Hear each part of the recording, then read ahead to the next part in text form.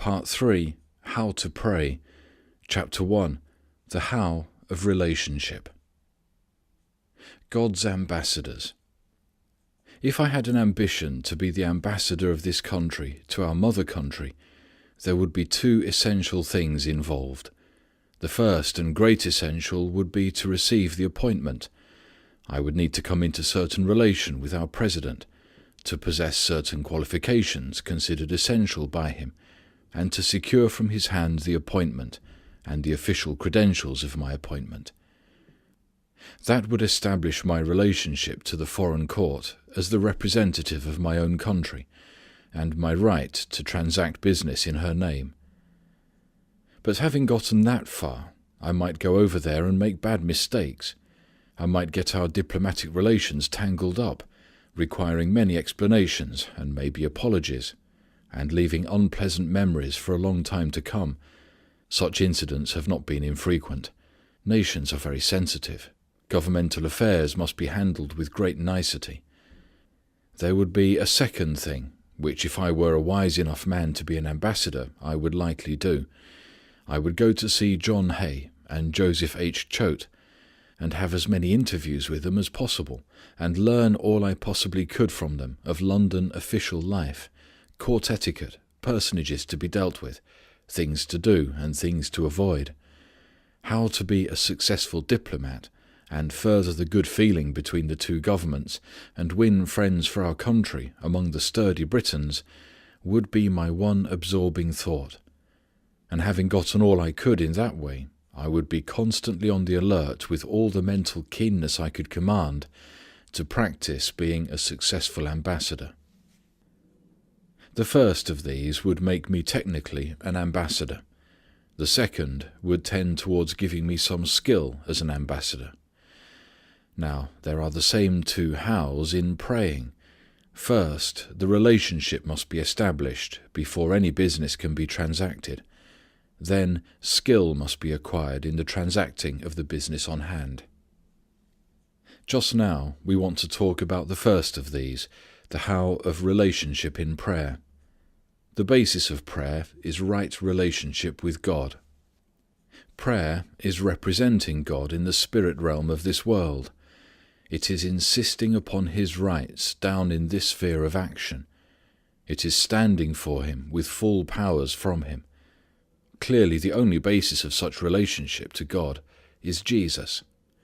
We have been outlawed by sin. We were in touch with God. We broke with Him. The break could not be repaired by us. Jesus came. He was God and man. He touches both.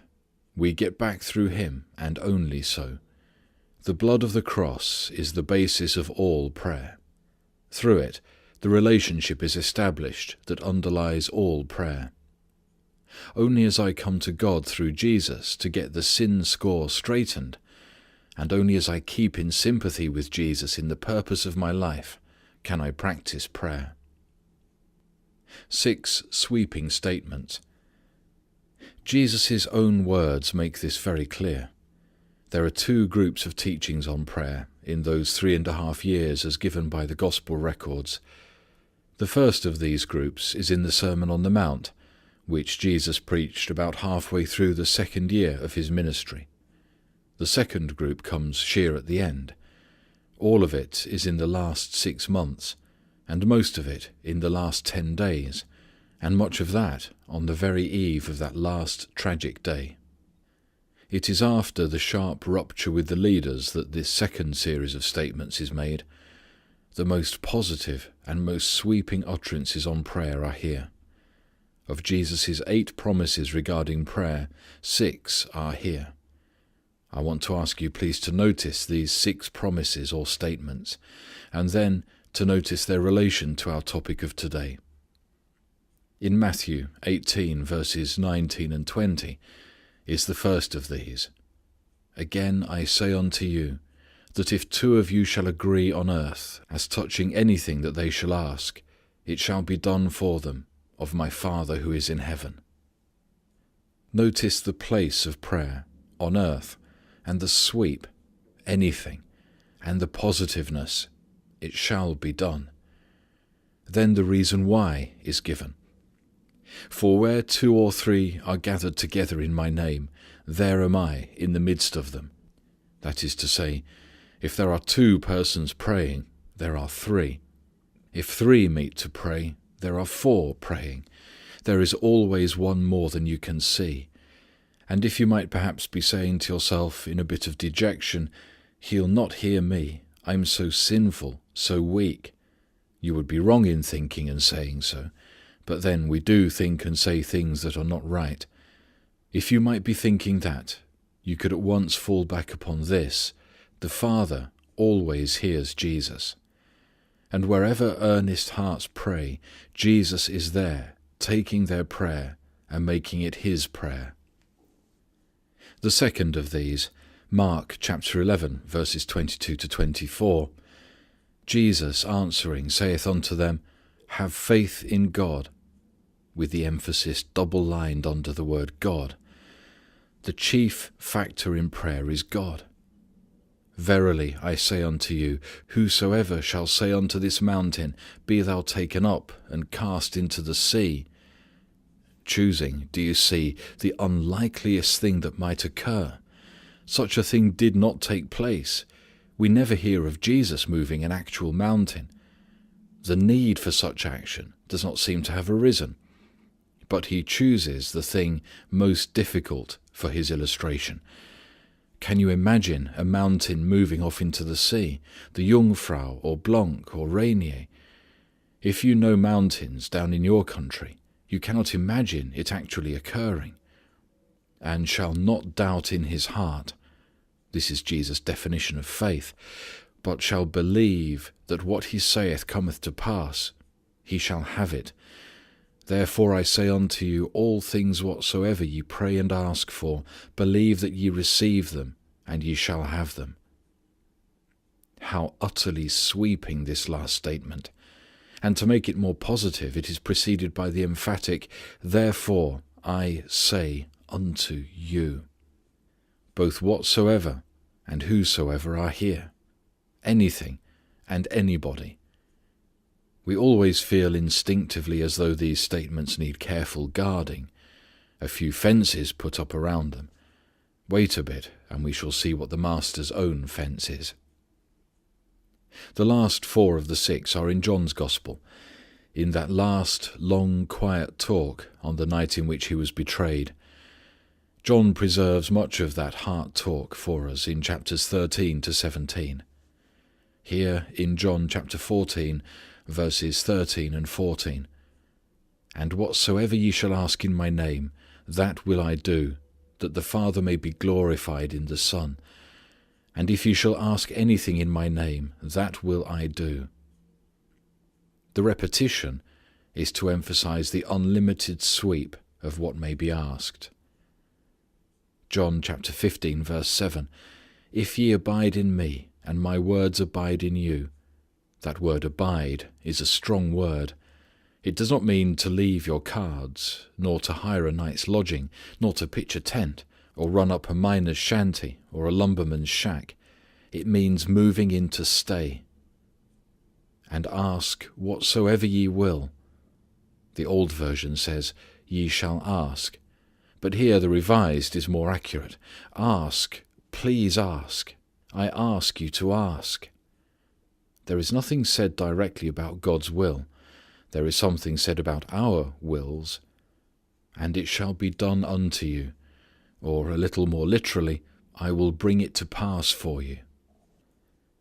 I remember the remark quoted to me by a friend one day.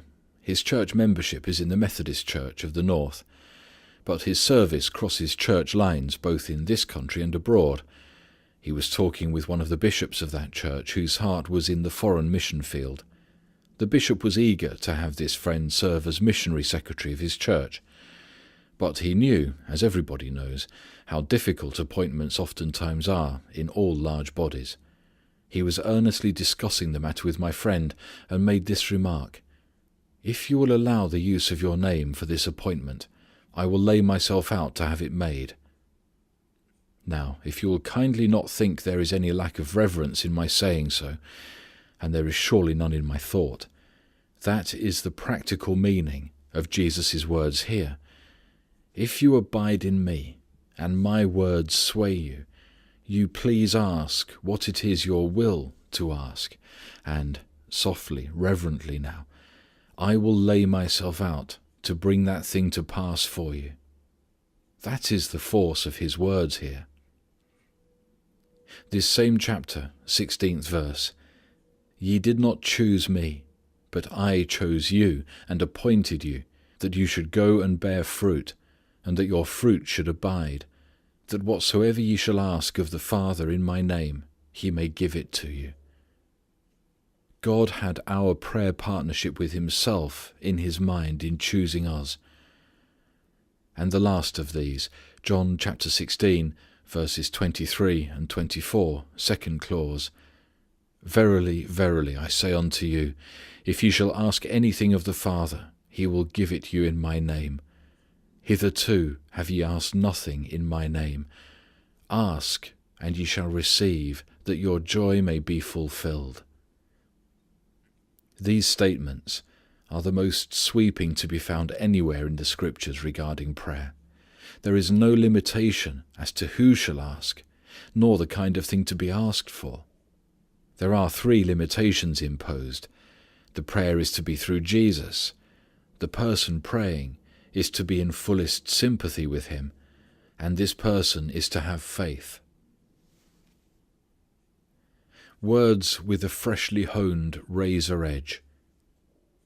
Now please group these 6 sweeping statements in your mind and hold them together there.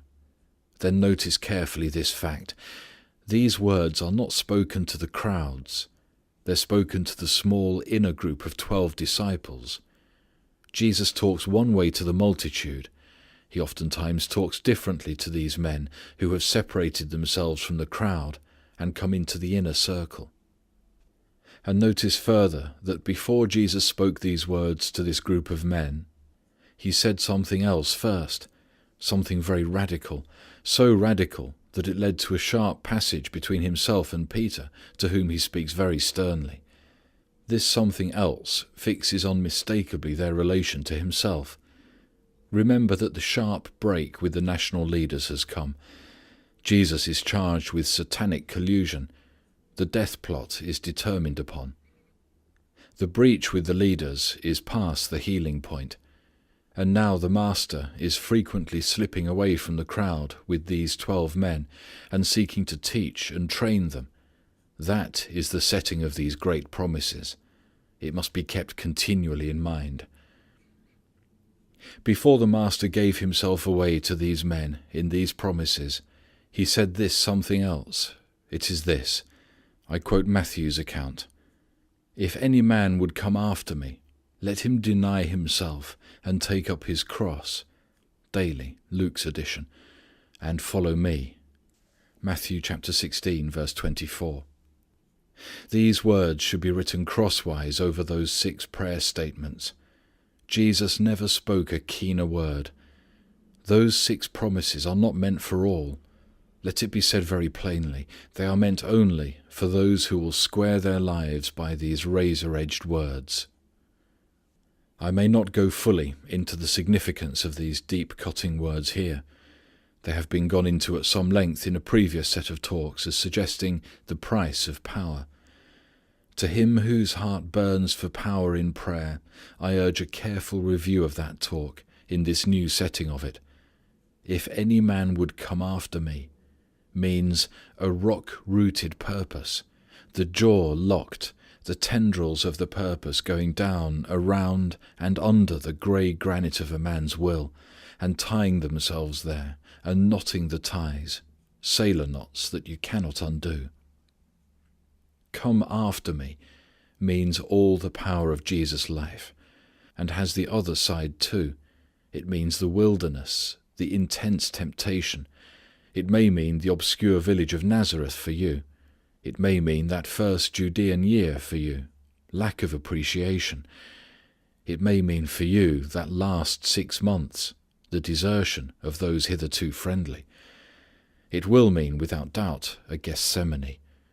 Everybody who comes along after Jesus has a Gethsemane in his life. It will never mean as much to you as it meant to him. That is true. But then it will mean everything to you. And it will mean too having a Calvary in your life in a very real sense, though different from what that meant to him. This sentence, though, gives the process whereby the man with sin grained into the fibre of his will may come into such relationship with God as to claim without any reservation these great prayer promises. And if that sound hard and severe to you, let me quickly say that it is an easy way for the man who is willing. The presence of Jesus in the life overlaps every cutting thing. If a man will go through Matthew 16:24 and habitually live there, he may ask what he wills to ask, and that thing will come to pass. The reason, without question, why many people do not have power in prayer is simply because they are unwilling. I'm just talking very plainly. They are unwilling to bare their breasts to the keen-edged knife in these words of Jesus. And on the other side, if a man will quietly, resolutely follow the Master's leading, nothing extreme, nothing fanatical or morbid, just a quiet going where that inner voice plainly leads day by day, he will be startled to find what an utterly new meaning prayer will come to have for him. The controlling purpose. Vital relationship is always expressed by purpose. The wise ambassador has an absorbing purpose to further the interests of his government. Jesus said, and it at once reveals his relationship to God, "I do always those things that are well-pleasing to him." The relationship that underlies prayer has an absorbing purpose. Its controlling purpose is to please Jesus. That sentence may sound simple enough, but do you know there is no sentence I might utter that has a keener, a more freshly honed razor edge to it than that. That the purpose which controls my action in every matter be this: to please him. If you have not done so, take it for a day, a week, and use it as a touchstone regarding thought, word, and action. Take it into matters personal, home, business, social, fraternal. It does not mean to ask, is this right? Is this wrong? Not that. Not the driving of a keen line between wrong and right. There are a great many things that can be proven to be not wrong, but that are not best, that are not his preference.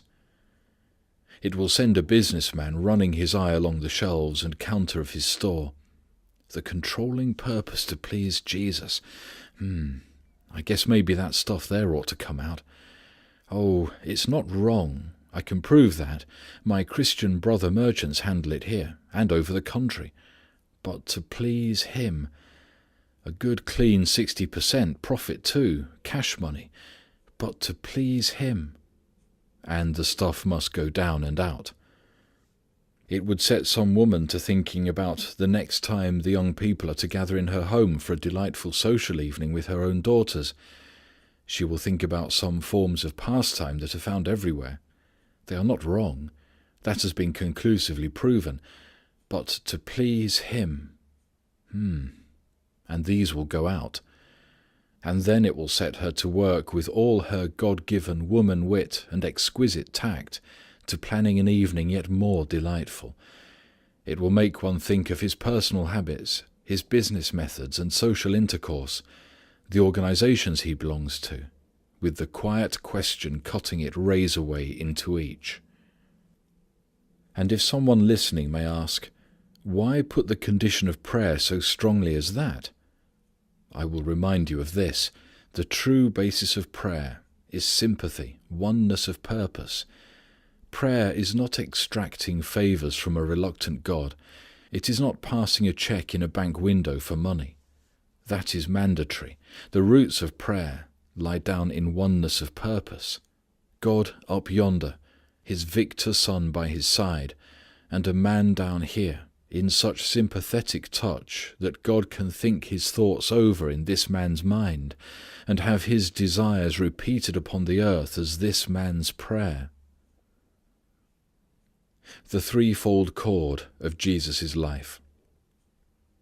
Think for a moment into Jesus' human life down here. His marvelous activities for those few years over which the world has never ceased to wonder. Then his underneath, hidden away prayer life of which only occasional glimpses are gotten. Then grouping around about that sentence of his, I do always the things that are pleasing to him. In John's Gospel, pick out the emphatic negatives on Jesus' lips, the nots. Not my will, not my works, not my words. Jesus came to do somebody else's will. The controlling purpose of his life was to please his Father. That was the secret of the power of his earthly career. Right relationship to God, a secret, intimate prayer life, marvelous power over men and with men. Those are the strands in the threefold cord of his life. There is a very striking turn of a word in the 2nd chapter of John's Gospel, down almost at its close. The old version says that many believed on his name, beholding his signs which he did, but Jesus did not commit himself unto them, because he knew them so well. The word believed and the word commit are the same word underneath our English. The essence might run, many trusted him, beholding what he did, but he did not trust them, for he knew them. I have no doubt that most or all of us here today trust him. Let me ask you very softly now, can he trust you? While we might all shrink from saying yes to that, there is a very real sense in which we may say yes, namely, in the purpose of the life. Every life is controlled by some purpose. What is yours? To please him? If so, he knows it. It is a great comfort to remember that God judges a man not by his achievements, but by his purposes. Not by what I am, actually, but by what I would be, in the yearning of my inmost heart, the dominant purpose of my life. God will fairly flood your life with all the power he can trust you to use, wholly for him. Commercial practice furnishes a simple but striking illustration here. A man is employed by a business house as a clerk. His ability and honesty come to be tested in many ways constantly. He is promoted gradually, his responsibilities increased. As he proves himself thoroughly reliable, he is trusted more and more, until by and by, as need arises, he becomes the firm's confidential clerk. He knows its secrets. He is trusted with the combination to the inner box in the vault. Because it has been proven by actual test that he will use everything only for the best interests of his house and not selfishly. Here, where we are dealing, the whole thing moves up to an infinitely higher level, but the principle does not change. If I will come into the relationship implied in these words, it shall be the one controlling desire and purpose of my life to do the things that please him. Then I may ask for what I will, and it shall be done. That is how to pray, the how of relationship. The man who will live in Matthew 16 verse 24 and follow Jesus as he leads, simply that, no fanaticism, no morbidism, no extremism, just simply follow as he leads day by day. Then those 6 promises of Jesus, with their wonderful sweep, their limitless sweep, are his to use as he will.